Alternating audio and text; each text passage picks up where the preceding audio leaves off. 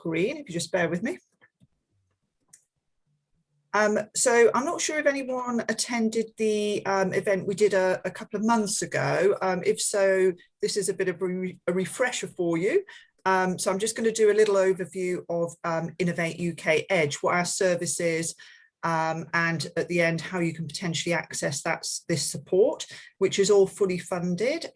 So people who participate don't pay for it. And as John said, Emma is one of our innovation and growth specialists, and she's going to be having a chat a bit later as well with Neil Garner from Things, who is one of her clients that she worked with through Innovate UK EDGE. So in terms of what we do, so we work with ambitious, innovative SMEs, and we help them grow and achieve scale. Three key broad areas where we support businesses.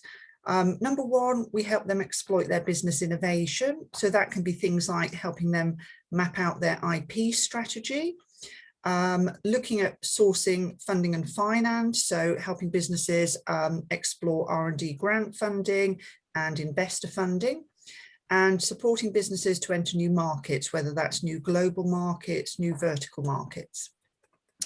So just some stats, some impact figures from the last 12 months. So across the east of England, we have supported 46 businesses to raise £20.7 million worth of funding and finance. We've worked with 18 businesses who have made cost savings to the value of £783,000. And with 107 businesses that we've worked with, we've helped them safeguard and create 638 jobs. So real impacts from the businesses that we've been working with. So we are actually part of a global network. A key area where we support businesses is helping them to expand internationally. So we're part of a network called Enterprise Europe Network, and that spans the countries that you see there in dark pink. Which is 65 countries with 600 partners and 3,000 experts. So for companies that are looking to collaborate, find new partners, whether that's companies that are going to act as distributors or companies to outsource work to, manufacture or software development or whatever, we can access this, this network and help businesses to connect and collaborate with other companies across these geographies. So this is our national and regional ecosystem. So our funding comes down from BEIS, the Department for Business, Energy and Industrial Strategy. It comes through UKRI, the research councils, the universities, through to Innovate UK. And Innovate UK EDGE is on the Connect arm there, together with our colleagues at Knowledge Transfer Network and the Catapult Centres. And then on the left-hand side, we've got the Innovate UK funding side, which is their R&D grant funding and their innovation loans. And obviously a lot of businesses are interested in tapping into that sort of support. So we offer tailored innovation growth support via coaching and mentoring, via companies working with one of our innovation and growth specialists across a bespoke program of support, which can cover any of these areas. So whether that's looking at helping the business with their sales and marketing strategy, looking at their go-to-market planning, things like building partnerships, whether that's regionally, nationally, globally. So whatever is most important to the business, we can work with them to help them overcome any barriers they might be facing in these sorts of areas. So we have around 26 innovation and growth specialists in our team, of which Emma is one. They are impartial, knowledgeable, objective. Many of them have run their own businesses before, brought products to market. They've got specialisms in things like funding or manufacturing or sort of other key areas where their expertise is going to be valued. And their intelligent networking allows access to the ecosystem. So this is a company that Emma worked with, Ablatus Therapeutics. They developed clever innovation for non-invasive tumour surgery. and Emma supported them to achieve a £1.4 million Innovate UK Smart Grant and £500,000 worth of investment. So I'll now hand across to Emma Douglas-Beat, Scale Up Director and Innovation Growth Specialist at Innovate UK EDGE. Thank you, Helen. That's super. Yeah, so what I want to try and do today is just give you a sort of an overview, a flavour of sort of preparing your business for funding. But what I want to try and do is also leave plenty of time to sort of talk to Neil about how his interaction has been with Innovate UK EDGE. Nothing better than your clients telling you how you do. And then obviously I want to open up to the floor to try and sort of gain what you're wanting to learn from it. And then we can perhaps make it a little bit more interactive as we've got quite a small group. So I'll take you through this, this presentation relatively quickly. My area of expertise is raising equity funding. So it's preparing companies for it and then going on to sort of seek the equity funding that companies want. So this is sort of a flavour of the type of things that we can go through. But also, as I say, we'll hear from Neil in a little while about how his interaction has been. Can we have the next slide, please, Helen? Okay, so what I want to just try and do is just try and say, you know, equity funding. A lot of people always think of equity funding immediately when they're looking at how they can grow their company. What I want to try and do is there's probably a plethora of opportunities to look for funding, and it's making sure that you get the right source of funding for your project. So if it's an R&D type of thing you're trying to do, grant funding can be quite good, looking at that sort of support. And obviously working with Innovate UK, and we are being the support arm of Innovate UK with EDGE, we can look at the grant funding that is applicable to you at the right time. So it's just trying to find and understand what you're trying to do with regards to the project. Equity funding, absolutely. You know, investors, that's my area of specialism. That's where I like to talk to people. So yes, if you've got a great idea, you know, looking for equity funding is a good place to start. However, you have to make sure you're prepared, and you have to be able to go and, let's say, kiss a lot of frogs before you can find your prince when it comes to an investor. If you're buying kit and caboodle, you know, there is traditional lending. There are other things that you can look at there to bolster your funding. And then one thing that people always forget is actually getting sales, is actually getting traction. So really, it's just trying to understand what you're trying to do with your growth of your company, and whether, you know, there's perhaps all of these options, all of the above could be applicable. It's just trying to work out actually how we can get this project off the ground with the money that you need. Next slide, please, Helen. I popped this slide in really just to try and get you to sort of understand, if you're not too familiar with the equity funding scene, is sort of where the correct funding comes in at what stage of the company. So right at the early stage, you know, we've got that horrible valley of death. That's where a lot of failures occur. But this is where a lot of angels invest. And this is where you've got your 3 Fs, your friends, fools, and family. So, you know, if people are very early stage, let's say pre-revenue or not really turning over too much money, the VCs, the funds, you know, those types of organisations, the more sort of solid organisations when it comes to funding, are probably not your sweet spot. They're looking for people that have got £1 million revenue and recurring revenue, and looking for that Series A. When you're looking for early stage capital, it really is sort of, you know, it's the angel groups that you've got to be contacting. Next slide, please, Helen. So what are investors wanting to see? You know, that the most important thing, and I think Neil will back me up on this when we talk to him later, is, you know, it's the person, it's the people that have that founded the company. Have they been there, seen it, done it before? Are they likely to do it again with what they're trying to do? And it's very much the team is all important. Actually, the products and services is actually the secondary thing of what you're trying to do. So make sure, if it's just a solo founder, maybe build that team around you, and try and get some sort of credible people on your non-exec, or if you can get them to come in as founders with some sweat equity, that's always a good thing. Be very clear on what you do and what your problem you're solving.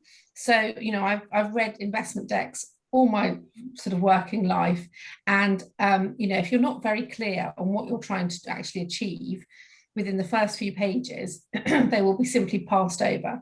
So you've got to be very clear and very concise on what you're actually trying to do. What is the ask? So how much are you looking to raise? And what valuation of the company. And again, you know, sometimes it's quite hard when you're early stage company trying to find that first bit of investment. What valuation do you want to look for? But if you go and look at similar companies at similar stages and try and work through the valuation in that way, that's a very understandable way for investors to understand what you're trying to do. And then obviously, what are you going to use that money for? So what stage will that take you to? So, you know, if you're asking for £100,000, will that take you to MVP? Will that take you to prototype stage? Will that, you know, what stage will it take you to? Or will it take you to commercialization? So it's being very clear what the money is going to be used for and what stage it will take you to. Be very clear on your competitors, because at the end of the day, we've all got competitors, even if it's not in the same space and somebody's buying something similar, that, you know, we've got competitors out there. So it's being very clear on how you're better than those competitors and why your investment opportunity is going to be better and why it's going to work. And then, you know, finally, exit. They've got their eyes on the prize. So you've got to think, if they're going to be putting £100,000 in today, in 3 to 5 years, they want that 10x return. They want that sort of 800,000 to £1 million worth of return. So it's how can you achieve that in the timescales that you're trying to work to? And ultimately, all I'm saying is you've got to create an incredible investment opportunity and not a sales brochure, because that is a trap that a lot of founders fall into. Next slide, please. Thanks. So de-risking your investment opportunity. So as I say, you know, the sales bit is something that sometimes people perhaps don't put so much priority on. So gaining that traction or letters of intent or expressions of interest, those types of things. And, you know, if you're looking at an app or a platform, you know, getting those users on board is all important. Be very focused on your markets. Don't say this can be bought by everybody in the world, because nobody would want that. Even though they could be bought by everybody in the world, you've got to be trying to focus your markets correctly. You need sound financials and projections. And, you know, if you haven't got a revenue generating company or it's early stage, it's vitally important you get those projections right, because they will be picked over by investors. A sensible valuation, as I say, benchmarking is always quite useful in this stage. So looking for similar companies at similar stages, that's quite a good tool when you're coming up with a valuation. Funds secured, investment raised, and what you've put into it, very important. I have worked with a company once. We got into sort of third, fourth session of supporting him, and he then all of a sudden mentioned that he'd actually already had £8 million put into the company in grant funding, and he omitted to tell anybody about that. That was quite important. Size of opportunity, so how big, you know, what is the addressable market that you can actually achieve with your company? And then most importantly, and I've been in an IP masterclass all this week, learning more about IP, and if there's something that can be protected, that can help with your valuation. So, you know, it's very much, you know, something that we can do there. And with our support as well, we do have something called IP audits. And if you get support from an Innovation UK EDGE advisor, that's something we can look at as part of the support that we can offer. Okay, so quick check on documentation. What you'll need to have to hand before you go and talk to investors is a short one-pager, you know, a quick overview, a teaser deck, if you will. You'll need that investment memorandum. Typically, they're sort of, you know, anywhere between 10, 20 pages long. It's not an investment deck. Sorry, it's not a business plan. It's not a wordy document. It has to be visually appealing and people have to understand your proposition. But it's got to have enough information in there that they can make a decision. You need your financial forecasts of 3 to 5 years. Anything beyond 3 years, to be frank, an investor won't believe. So it's just, you know, stick to what you know and what you're going to be able to achieve. You will need that business plan, that blueprint for your company, but that can go in something like a data room, which is basically a glorified name for a Dropbox folder where you go and put all the evidence and the backing up documents that you have in your investment memorandum. And then I always say have a pitch presentation ready at the drop of a hat, because you never know when you might be asked to pitch. So like a night like this, you might say, actually, we've got 10 minutes to fill. Does anybody have a pitch that they would like to share with us? There could be investors in the room. I've always said that. Always have that in your back pocket. Oh, I'm clicking through. Sorry, Helen. I was doing the clicking and I didn't realize I didn't have the power. Okay, so I wanted to just pop this in here, where to find investors, because this is the question I always get asked. So, you know, think of approaching investors like a sales and marketing plan, basically. So I've always said to people, you know, walk around with your pad and paper. You'll not believe how many people you actually know in your own network. They might not be investors themselves, but they might know of people. They might have been people you've worked with. They might know of people. So actually walk around with that pad and paper and link in with them and try and reestablish contact with them.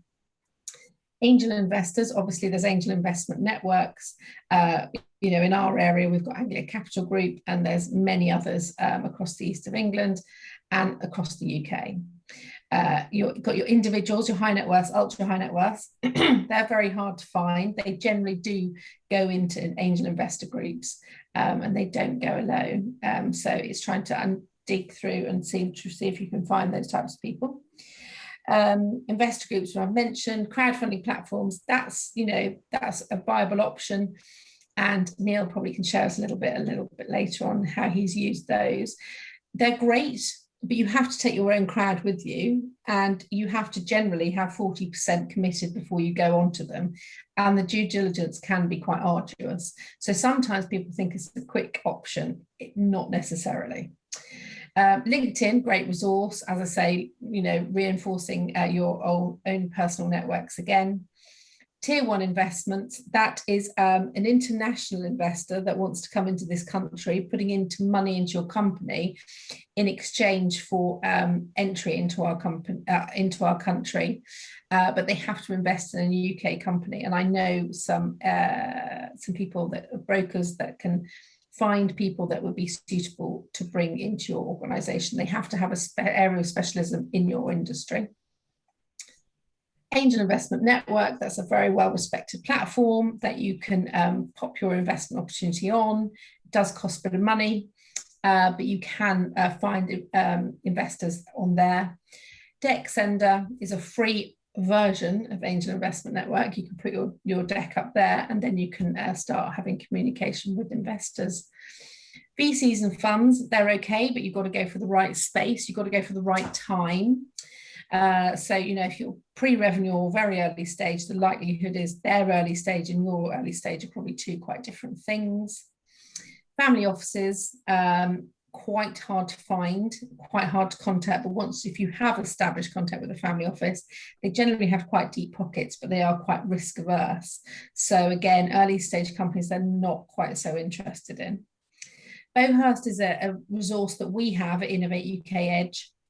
We can put in your details, create you a profile, and we can find sort of a database of investors that could potentially be interested in your opportunity, and that's something that we do as part of our support. And then I've put Companies House on there because if you know somebody that has recently raised in your space, and I'll give you an example, we were working with a whiskey company that was fundraising. We looked at other whiskey companies and other alcoholic drink companies that had recently raised. We looked at their cap table, and we actually got a few contacts from there that would be interested in our opportunity. So it's just another way of trying to find investors. And then Seed Legals, I've put in brackets, it's not a place to find investors, but it's a very good place to get your paperwork done for a very low cost with regards to getting all your investment documentation created, and they're a very good company. So I always pop it up there because it can save people quite a lot of money from going to big organisations. Right, okay, this brings me on to the best bit. We can talk to Neil.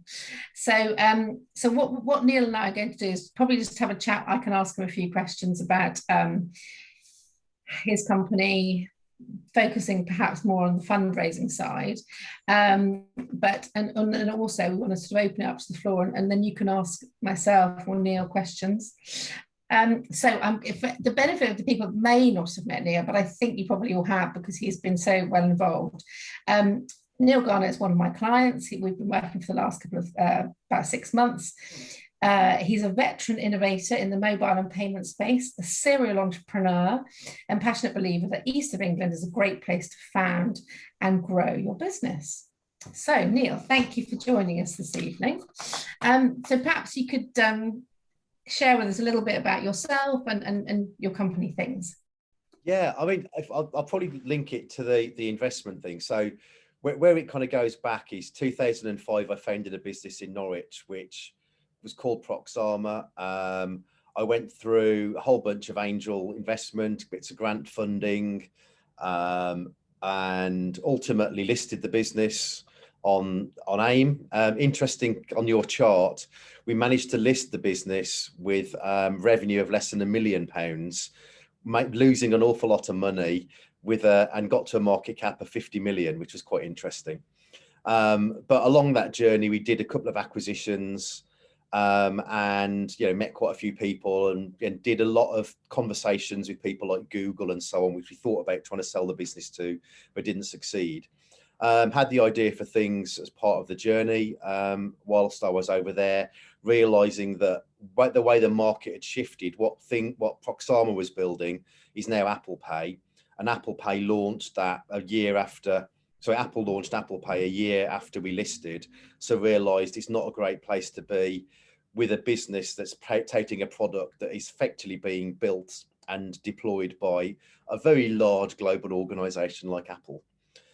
So a couple of my ex-colleagues actually now work for Apple over in Cupertino, developing the roadmap. So realised where the market was going, and things is kind of doing the next generation of contactless.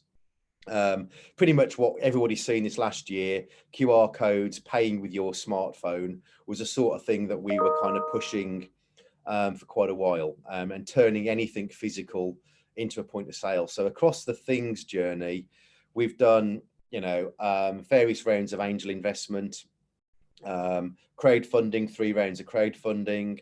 We've got grant in, we've got loans, and we've got matched funding, and we are gearing up to do Series A VC investment. But that was just before coronavirus hit, so the plans went a little bit askew. And then we went and did another fundraise via Seeders. So it's been an interesting journey.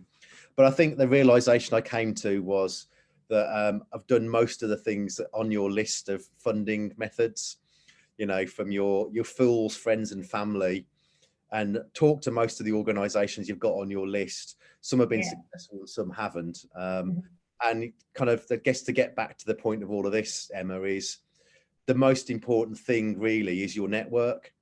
And if there's people available and organizations like you, Emma, and Innovate UK EDGE, take advantage of it, because you need as much help as you can possibly get. Yeah, absolutely. Oh, thank you. That's a resounding stamp for us. But yeah, I mean, obviously, I've been working with you 6 months. In that time, you've done a fundraise successfully on Seeders, overfunded, managed to get some money from Anglia Capital, not Anglia Capital, New Anglia Capital Fund. So yes, I mean, in sort of the bad times, you bucked the trend, so to speak, by sort of attracting all that funding. Yeah, I think the whole point of all of this is sort of being bold, because I remember back, like when coronavirus hit, it was a little bit of a double whammy moment, which was, we do touch-free, contactless payment technology.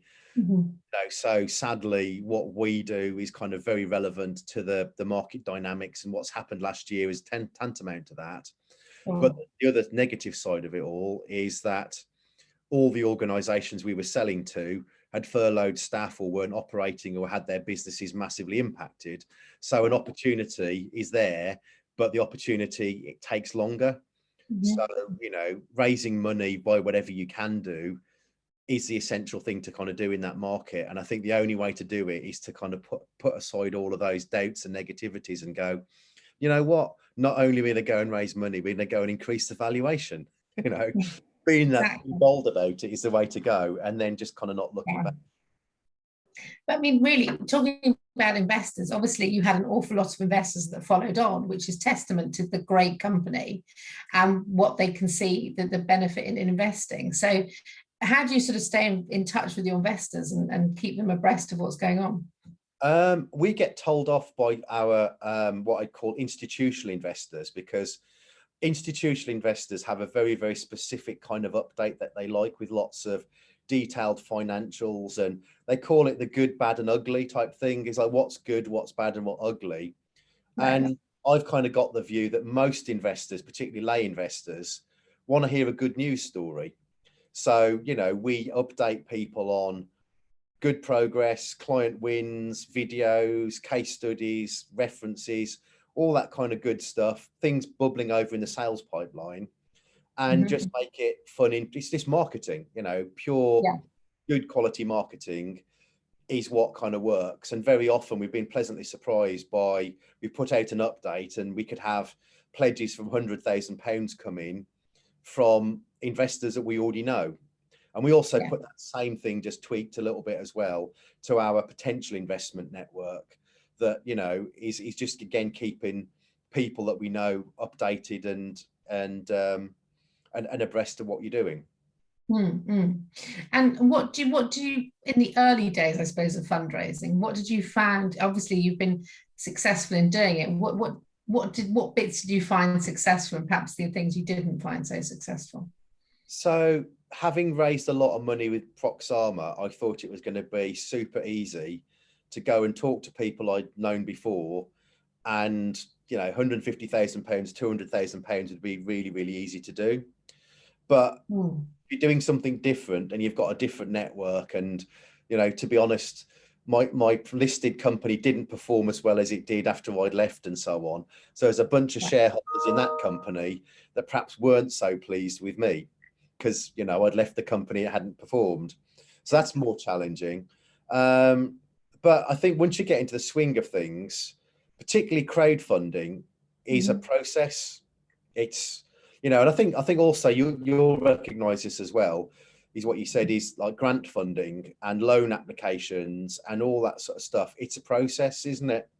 There's a format you need to fulfill, there's things you need to tick, and you need to kind of, you know, inspire confidence. And also it's all about the people, really.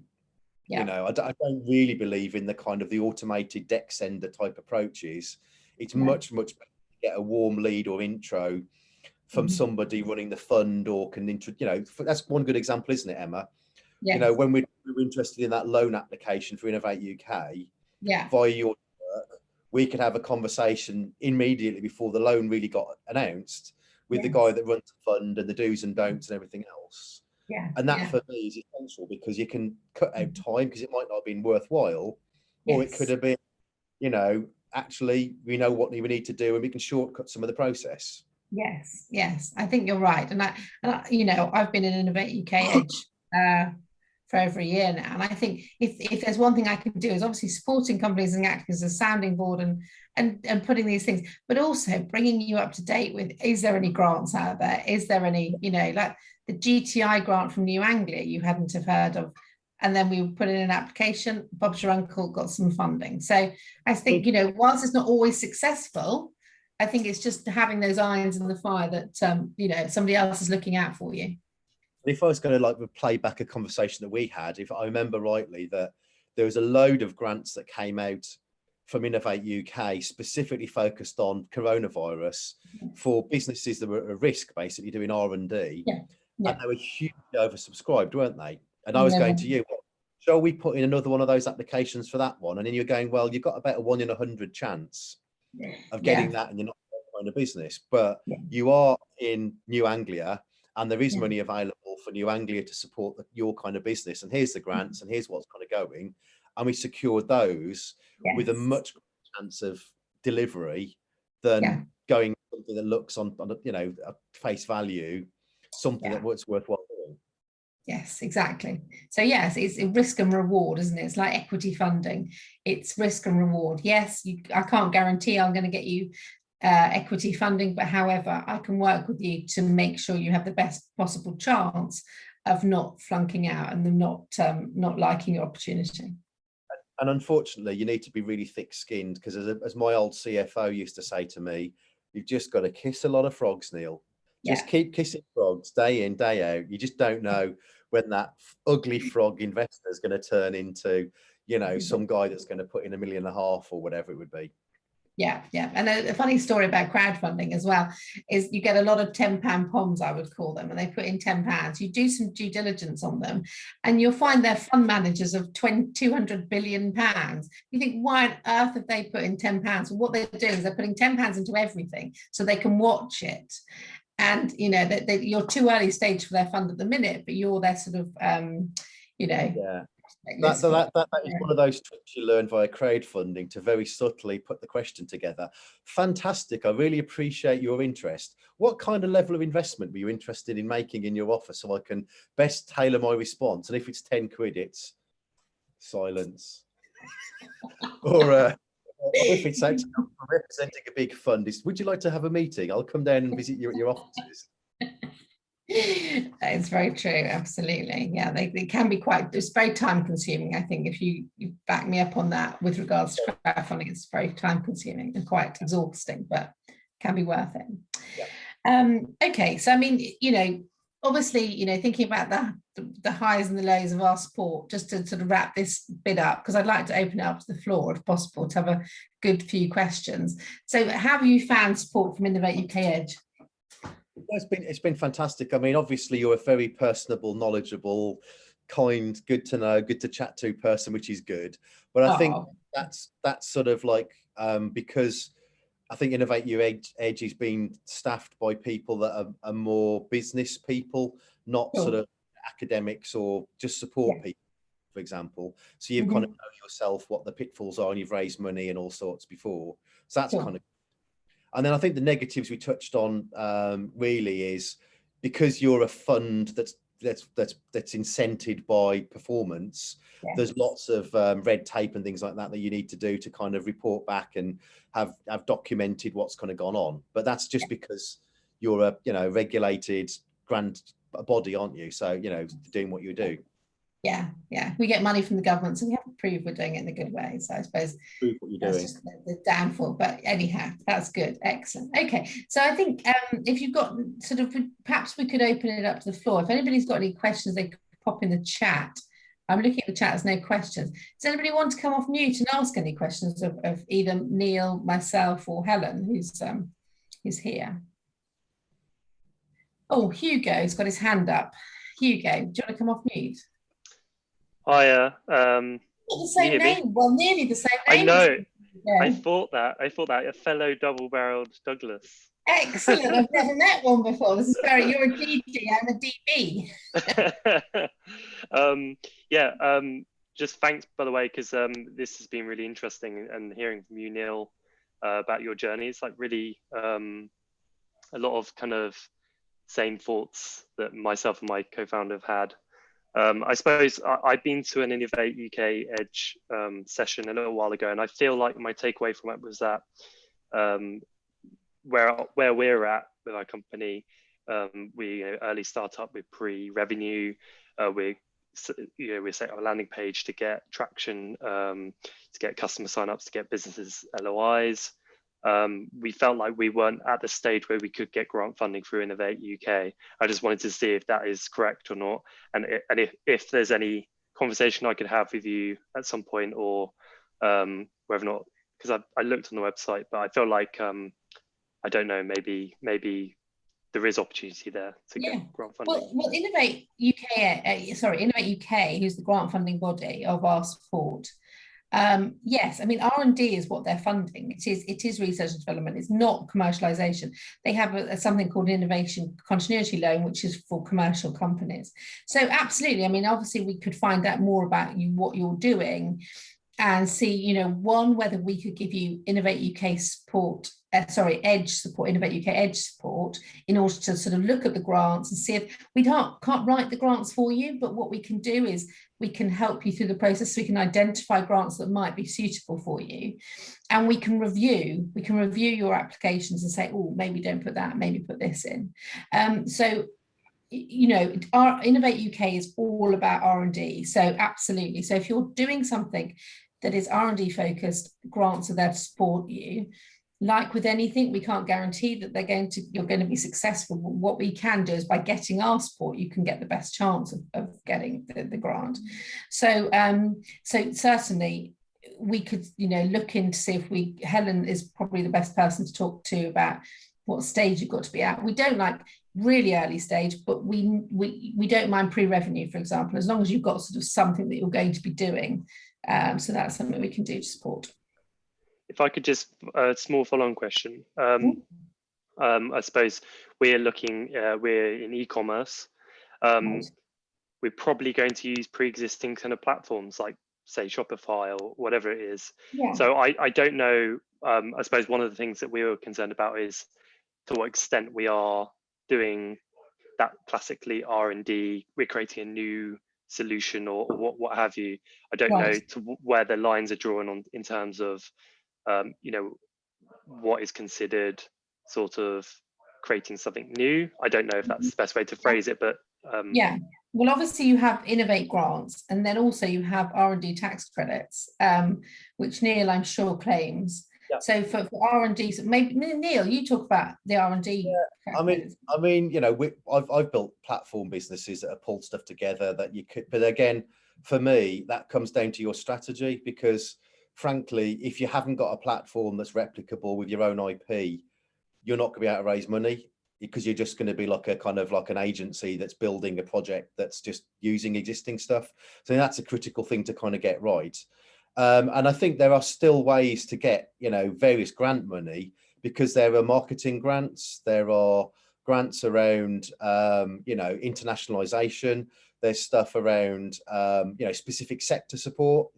For example, if what you were doing was e-commerce to help the recovering high street, for example, there's money floating around to support that kind of thing.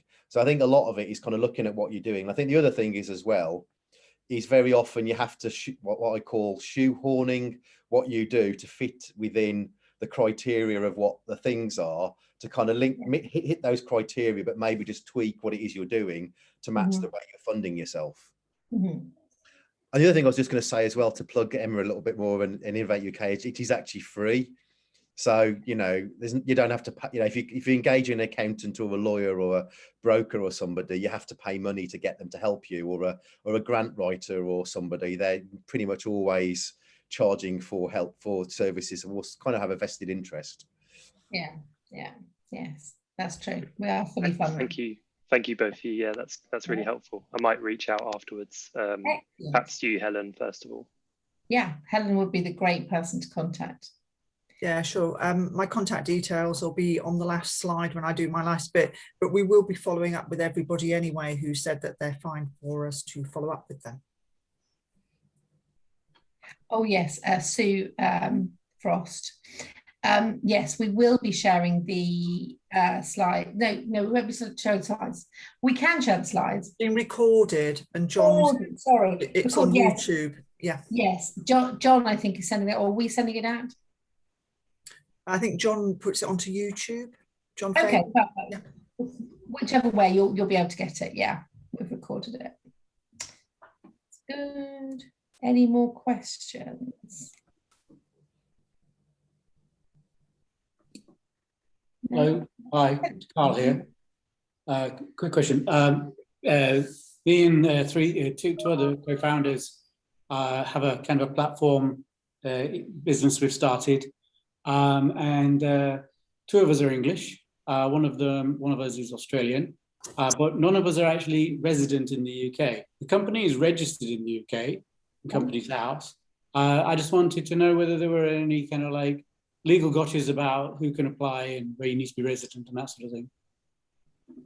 I've never come across it, Helen. Yeah, what you mean for Innovate UK EDGE support? Yes, yes. Yeah, I mean, if the company's registered in the UK, but are all the directors permanently based outside the UK then? That's right, yes. Yeah, okay. And so does any sort of operational activity actually happen in the UK? Well, I would say that the customers, customers are in Australia and in the UK, but people are actually reaching out to us from the States and Canada. But we're kind of pilot launching in the UK. Okay. And so obviously revenues coming through the UK limited company, or will be coming through the UK limited company. Yes. Okay. So, I mean, yes, I would think that that wouldn't be a barrier to us working with you, obviously, providing you met the other sort of eligibility, suitability criteria. I mean, we are working remotely at the moment, so effectively it doesn't really matter where people are based because we're doing meetings virtually. But yes, I mean, the business has to be registered in the UK. Are you east of England? I mean, it's the registration is somewhere in an accounting company's address in London. Right. So there's no physical presence. It's an online only business. Yeah, I mean, perhaps we could pick it up sort of after the event and just sort of have a bit more of a chat about, you know, sort of if we sort of think potentially we could support you. Okay. Are you actually trading, did you say, or you're at sort of pre-revenue testing stage? We're pre-revenue piloting. We have basically it's a kind of secondment platform. So it allows people to create marketplaces for talent sharing. So very similar to what's just been launched in the Norwich Tech Corridor, Cambridge Corridor. But we're doing what they did, which is very bespoke, but making it rinse and repeat for any region and any industry, whether it's physical on an industrial park or whether it's online. But we have kind of launched with a group of people in Norwich, and we're so AWS Restart is involved, and we currently have about just over 100 people signed up. You know, so it's kind of gaining traction, and it's the sort of thing that it has occurred in a kind of non-digital fashion in Europe for many years, but it's kind of novel in the UK, and so COVID kind of brought attention to this because people were like, well, it's taking me forever to source these, you know, golden nuggets. I don't want to lose them just because of COVID, you know, and so now is actually a really ripe time. So people are actually engaged in looking for this sort of solution. It's an alternative. I have to ask, Carl, which country are you in the world? I'm in Turkey. That's why it's a little bit. Cool. That's why I started. I know, I was just curious. I had to ask which country you were in. Excellent. How long you've had better weather than us then, Carl? Yes, it's good at the moment. Yeah. It's been atrocious in the UK, but there we go. We shan't moan. Australia, my colleagues are, of course, they're going into the other side now, into winter. Yeah, absolutely. Excellent. Cool. No, it's very exciting. Well, Helen will certainly pick up from that. Put that up online, yeah. Cool. Anybody else? So even though you were late to the party, is there any questions or anything that you want to share with us? No? No. Not really, not at this stage, thank you. I think I need to watch the recording and see the first half. I appreciate that. I really am sorry that I missed it. I got held up in another meeting. So, but I will be in touch, I think. So thank you. Great, excellent. Okay, so should I just run through the kind of the eligibility suitability just to give you an idea of the sorts of businesses that we do work with? Right, let's just do another quick screen share.